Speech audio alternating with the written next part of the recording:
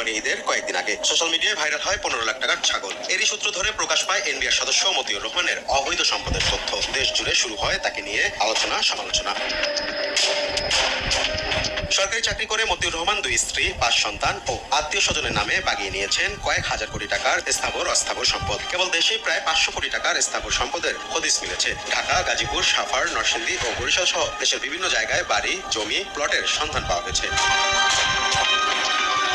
শুধু তাই নয়, মতিউরের সান্নিধ্য পাওয়া প্রায় প্রত্যেকেই বনে যায় টাকার কুমির। এই যেমন মতিউরের অধীনস্থ নারী কর্মকর্তা আরজিনা খাতুন। এনবিআর কর্মকর্তা কর্মচারীদের অভিযোগ, শুধু মতিউরের বান্ধবী হিসেবেই বহু অর্থনৈতিক সুবিধা হাসিল করে আরজিনা। রাজধানীতে বিলাসবহুল ইন্টেরিয়রে মোড়ানো ফ্ল্যাট, গ্রামে আলিশান বাড়ি, পরিবারের সদস্যদের নামে বেনামে জমি সহ বিপুল সম্পদের মালিক বনেছে এনবিআর কর্মরত আরজিনা খাতুন। মাত্র 3 বছরে কিনেছে অন্তত 500 ভরি স্বর্ণালংকার। কাউকে যাই কি বলে বের হবো কোনো ইয়া পাচ্ছি না।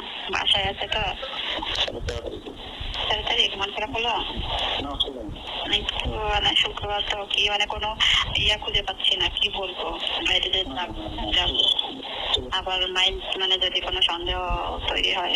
এরই মধ্যে দুর্নীতি দমন কমিশনের জালে ধরা পড়েছে কাস্টমস, এক্সাইজ ও ভ্যাট কমিশনার মোহাম্মদ এনামুল হক। তার জ্ঞাত আয় বহির্ভূত সম্পদ অর্জনের মামলায় 8,95,500,000 টাকার জমি ও ফ্ল্যাট ক্রোকের নির্দেশ দিয়েছে ঢাকা মহানগর সিনিয়র স্পেশাল জজ আদালত। দুদকের উপপরিচালক ও মামলার তদন্ত কর্মকর্তা ফারজানা ইয়াসমিনের আবেদনের পর আদালত এই আদেশ দেন।